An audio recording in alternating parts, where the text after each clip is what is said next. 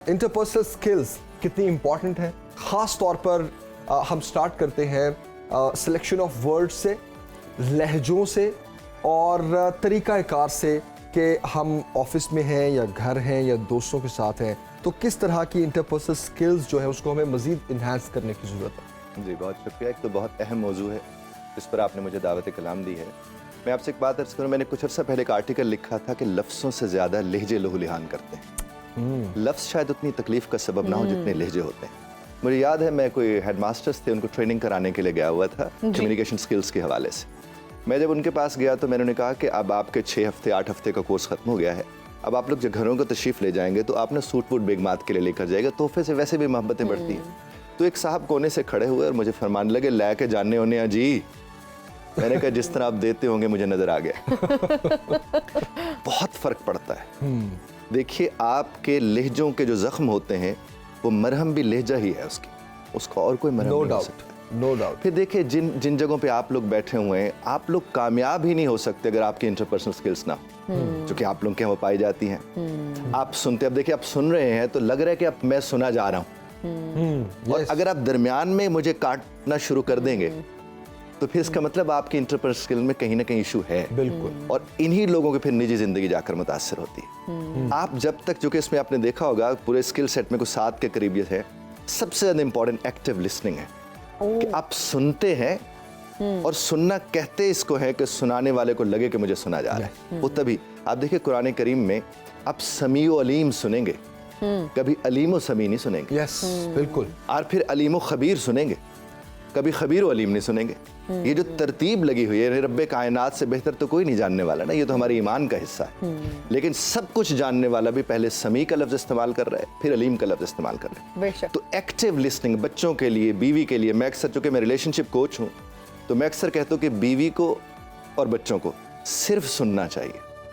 तो एक जगह मैं ट्रेनिंग करा रहा था, कपल्स थे को 50 के करीब, तो मैंने उनसे कहा कि बीवी को सुनना चाहिए, तो एकदम मर्द हजरात ने कहा कब तक और कितनी देर तक। मैंने उनसे कहा कि नहीं साहब, जब तक आप सुन सकते हैं वो ख़त्म हो फिर सुनना चाहिए जी, फिर सुनना चाहिए। देखिए साहब, सारा दिन मर्द बाहर रहता है और वो घर में बैठी खातून ख़ास तौर पर, वो जब वो आता है वो खाली होना चाहती है, और उसको खाली किसने करना है? जिसने सुनना है। जिसे सुनना आता है सिर्फ उसे संभालना आता है, जो सुन नहीं सकता वो संभाल नहीं सकता है। अच्छा सर, बड़ी खूबसूरत आपने बात की है सुनने के हवाले से। अगर आप किसी को अपनी बात सुना रहे हैं और सुनने वाला सिर्फ सुन रहा है और उस पर कोई रद्द अमल नहीं है, कोई रिएक्शन नहीं है, तो आपके कहने का मतलब ये है एक कान से सुन के दूसरे से निकाल रहा है। अगर निकाल रहा है तो that is not good as well, because आप एक्सपेक्ट करते हैं कि अगर आप किसी को एक बात बता रहे हैं या किसी से कुछ शेयर कर रहे हैं तो you do expect a response from the other person. अगर अदर पर्सन आपकी बात सुन के गूंगा ही बन के बैठा रहता है या कुछ, हो सकता है फिर वो गूंगा हो, तो इस पे आप क्या कहेंगे? How important it is to respond well? मैंने जिस खड़ी आपसे अर्ज किया कि सुनना कहते इसको है कि सुनाने वाले को लगे कि उसे सुना जा रहा है, तो उसमें ये बात कवर हो जाती है। बाकी कहने वाले तो ये भी कहते हैं कि तुम्हारी खामोशी एक दिन हमारी जान ले लेगी। खामोशी भी तो जान लेने की ताकत रखती है ना अपने अंदर। तो आप किसी को भी सुन रहे हैं, जब तक उसे ये लगे ना कि उसे सुना जा रहा है, तब तक उसका काम नहीं हो रहा है। दूसरा ये है कि अगर आप किसी को सुनते और इस तर्ज पर सुनते हैं कि वो रिस्पॉन्ड के बजाय रिएक्शन का सबब बनता है, तो फिर वो भी तो सुनना इंतहाई गैर मुनासिब सुनना है। Absolutely. तो जरूर बिल्कुल। अच्छा, ये तो एजाज साहब सुनने की सारी कहानी हो गई, और हमारी जो निजी जिंदगी है, पर्सनल स्किल्स को हम अपनी जॉब में, अपनी प्रोफेशनल लाइफ में, दोस्तियों में, सोशल कनेक्शंस में हम किस तरह से इसको अप्लाई कर सकते हैं? जी देखिए, इसमें एक चीज़ उसमें ज़रा एक्टिव लिसनिंग के साथ एक चीज़ आती है, एम्पैथी। हमारे यहाँ सिंपैथी बहुत पाई जाती है। जो सिंपैथाइजर होता है उसे हल की जरूरत होती है। एम्पैथाइजर सोल्यूशन प्रोवाइडर होता है। जिस तरह वो कहते हैं कि एक जगह कहीं कोई हादसा हो गया और वहां पर एक साहब पड़े हुए, और एक ने उन्हें अपनी गोद में रखा हुआ है, उनका सर, एक उनके वो लहू वाली जगह पर पट्टी बांध रहा है, एक ने 1112 को फोन कर दिया, और एक साहब है जो ऊपर बैठे कह रहे पानी ले आओ, पानी ले आओ। और जिस घड़ी पानी आया तो वो खुद पानी पी के फरमान लगे, मेरा दिल बड़ा घबरा रहा है।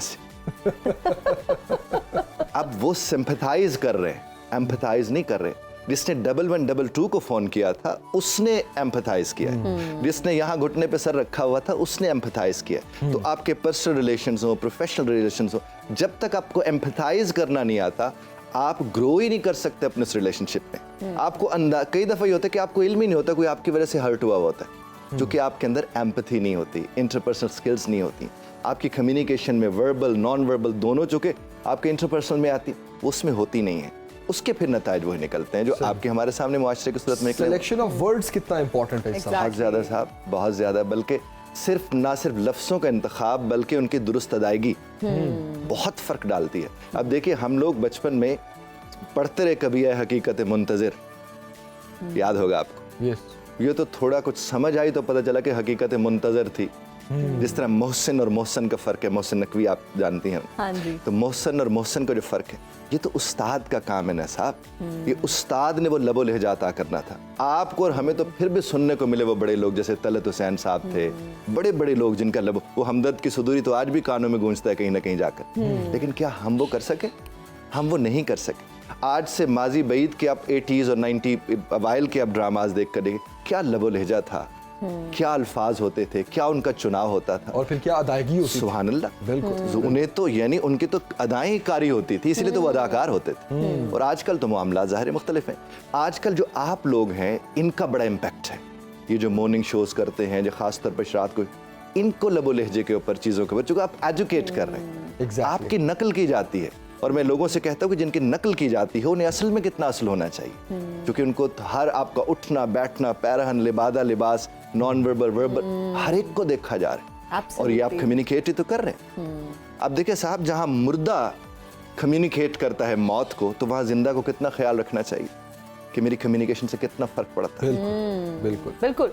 अच्छा सर, जब हम बात करते हैं किसी से और हम इस तरह के अल्फाज का इस्तेमाल करते हैं, प्लीज़, थैंक यू, जब हम किसी से बात कर रहे होते हैं, क्योंकि हमने टेक्नोलॉजी में हम इतने महव हो चुके हैं और हमारा हर काम जो है आजकल मैसेजेस पे, ईमेल्स पर भी हो रहा होता है, जहाँ हम फेस टू फेस कम बात interact कर रहे करते हैं, इंटरेक्ट बहुत कम करते हैं, तो कितना ज़रूरी है अल्फाज का चुनाव? क्योंकि मैसेज पे जब आप किसी को टाइप करके कुछ भेज रहे हैं, आपकी टोन, आपकी टेम्पो, आपका लहजा, पता नहीं चलता कि अगला किस टोन में आपसे बात करे। Exactly. बहुत सारे लोग इस चक्कर में बहुत ऑफेंड भी हो जाते हैं हमसे। तो क्या समझते हैं आप कि कौन से अल्फाज का इस्तेमाल बहुत ज़रूरी है व्हाइल राइटिंग एन ईमेल और फॉर्मल मैसेज टू समबडी, जिसमें प्लीज़, थैंक यू जैसे अल्फाज जो हैं वो बहुत अहम किरदार अदा करते हैं? I would say, what's your take on this? जी, वक्त को बचाने की वजह से नॉर्मली लोग क्या करते हैं, रिश्ता गंवा बैठते हैं। ये जो आप फरमा रही हैं ना, इसमें होता है कि चूंकि आपको रेडीमेड मैसेजेस वहाँ मौजूद हैं, आप 2 जुमले लिखने लगते हैं, उसके आगे 4 वो खुद लिख कर देते हैं। एक तो कभी भी किसी से राब्ता करें, कोशिश करें कि अपने लफ्ज़ दें, वो AI वाले लफ्ज़ ना लाएं उसमें, क्योंकि जब आपके लफ्ज़ जाते हैं तो आप साथ जाते हैं। जब आप किसी के लफ्ज़ उठा के कहीं भेजते हैं तो वो फिर आप साथ ही नहीं जा रहे होते। यही मसाइल आए हैं। देखिए, इमोशनल इंटेलिजेंस भी इसका हिस्सा है, इंटरपर्सनल स्किल का हिस्सा है। क्यों हम इमोशनली उस तरह से इंटेलिजेंट नहीं है, क्यों हम लोगों के साथ उस तरह निभा नहीं पाते? उसकी बुनियादी वजह है कि अब हमारे जज्बात की तर्जुमानी लफ्ज़ों की सूरत में कोई और कर रहा होता है। Exactly. तो अगर मैं कहूँ कि मैं मसरूफ़ हूँ, अब देखिए, मैं नॉर्मली जब फ़ोन कोई करता है, मैं कहता हूँ अस्सलाम वालेकुम जनाब वाला, कैसे मिजाज है? अब जब मैं ये कहूँगा कि मैं लिख कर ये भेजना शुरू कर दूंगा, तो उसके वो असरात मुरत्तब नहीं होंगे। दूसरी बात है कि आपका अपना एक सिग्नेचर स्टाइल होता है, आपका है। एग्जैक्टली। आप जब वो बोलते तो अगले को लगता है कि भी वो ऑफेंड नहीं होता, फिर उसे पता है ये उसी का जुमला है। जब आप किसी के जुमले भेजोगे तो उसके नताज, यहाँ तक कि देखिए, हस्बैंड एक दिन हमारे यहाँ ट्रेनिंग करके जाते हैं ना, हस्बैंड वो जाकर जब अपनी बेगम साहबा से बात करते हैं, उन्हें लगता है कि बदले बदले मेरे सरकार नजर आते हैं। अब जब उन्हें लगता है, वो उन्हें बाय नहीं कर पा रहे होते, उन्हें एक्सेप्ट नहीं कर पा रहे थे, क्योंकि उनका वो जुमले नहीं हो रहे होते जो उनसे पहले सुनने को मिला करते थे। इसीलिए उन्हें आहिस्ता आहिस्ता बताना पड़ता है कि मैं ट्रेनिंग लेकर आया हूँ, मैं मामलात बेहतर करना चाह रहा हूँ, तो अब मेरे जुमले अगर बदलें तो उसका मतलब हरगिज़ नहीं कि मैं दूसरी तरह से बदल गया हूँ। उसका मतलब यह है कि मैं रिश्ते को बेहतर बनाना चाहता हूँ। फिर साथ नसीब होना शुरू हो जाता है। तो जहाँ तक प्लीज़ है, काइंडली है, थैंक यू है, ये तो वैसे ही कहना चाहिए, इससे वैसे ही दिल नरम हो जाते हैं कि आपने शुक्रिया कह दिया, आपने मेहरबानी फरमा कर ये काम कर दीजिए। और मैं जी बेहतर बहुत कहता हूँ, ओके की जगह मैं जी बेहतर लिख कर भेजता हूँ। अब ये अगर हम अपनी जबान के लफ्ज़ लिख के भेजना शुरू कर दें, वो भी और ज़्यादा बेहतर है। बिल्कुल बिल्कुल। अब बच्चों की ट्रेनिंग कितनी इंपॉर्टेंट है? सर, बड़ों की ट्रेनिंग से ज़्यादा इंपॉर्टेंट नहीं है। ओके। क्योंकि उन्होंने आपको देखकर आगे बढ़ना है। आपको जो करता वो देखेंगे, वो सीखेंगे, वो देखकर सीखते हैं। आपका अगर आपस में ताल्लुक ठीक है, वो बहन भाइयों का आपस में ताल्लुक ठीक होगा। आप अगर आपस में बैठ के अच्छे लबो लहजे के साथ अच्छे तरीके से बात को सुनते हैं, सुनाते हैं, वो उसी तर्ज पर करना शुरू कर देंगे। बिल्कुल, इसी तरह असातिज़ा को भी जब हम लोग ट्रेनिंग देते हैं, हम उनसे कहते हैं कि अगर आप कहीं कोने में खड़े के ऊंची आवाज़ के साथ आप बात करते हैं किसी से और बच्चे इर्द गिर्द आपके सुन रहे हैं, तो नतीजा क्या निकलेगा? वो भी फिर उसी तरह वही करेंगे। तो बच्चा बच्चा जो देख रहा है वो सीख रहा है और उसको वही नॉर्मल लग रहा है जी, बिल्कुल। कि मेरे बड़े ऐसे कर रहे हैं तो it's That is the normal to normal do behavior. That. जी, बिल्कुल। क्योंकि जब तक आप बड़े नहीं होते पता नहीं चलता नॉर्मल क्या है और इब्नॉर्मल क्या है। एग्जैक्टली। एजाज साहब बहुत शुक्रिया ज्वाइन करने के लिए। Thank you very much. Very much.